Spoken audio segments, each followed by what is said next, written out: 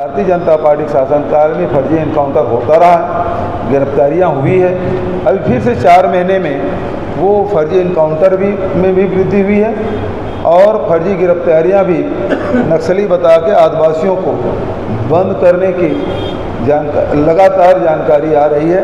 और यहाँ भी पुलिस के द्वारा आदिवासियों को डराया और धमकाया जाने लगा है कि तुमको फला केस में हम तुमको गिरफ्तार कर लेंगे। इस प्रकार की धमकियां कवर्धा जिले में भी सुनने में मिला है। तो आज बहुत सारे लोगों को इस प्रकार से, खासकर आदिवासी वर्ग के लोगों को डराया धमकाया जा रहा है, चाहे बस्तर हो, कांकेर हो, चाहे अन्य जिलों में हो। इस प्रकार की घटनाओं की अब वृद्धि हो रही है। बहुत दुखद है और मैं निसंदेह इस बात को कहना चाहता हूँ कि जब तक कांग्रेस की सरकार रही, जब आज इस तरह की बात शुरू हो रही है, भूपेश बघेल जी कह रहे हैं कि एनकाउंटर फर्जी है, तो मैं क्या उन 2 जवानों से मिलकर मैं आया हूँ जिनको गोली लगी है, क्या वो फर्जी है? मैं ये कहना चाहता हूँ कि ये वर्दीधारी सारे के सारे 29 के 29 वर्दीधारी थे। क्या ये गलत है?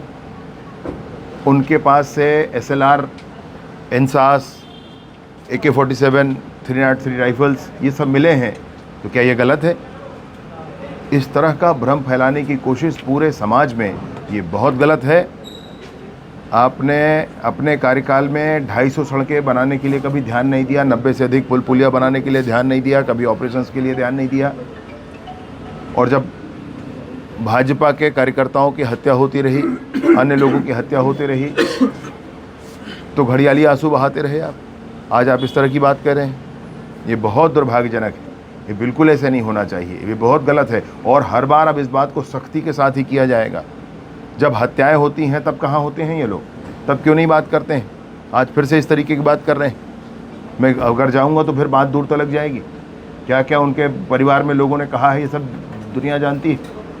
ये दुर्भाग्यजनक है, बहुत दुखद है। वो प्रदेश के मुख्यमंत्री रहे हैं, उनको कम से कम ऐसे नहीं कहना चाहिए। और जिस तरीके से राहुल गांधी जी ने पहले यहीं बिलासपुर में कहा था झीरम के संदर्भ में, जिस तरीके से भूपेश बघेल जी ने कहा कि झीरम के सबूत तो मेरे जेब में रखे हैं, तो आज तक जेब ही में रखे हैं, वो निकालते क्यों नहीं हैं?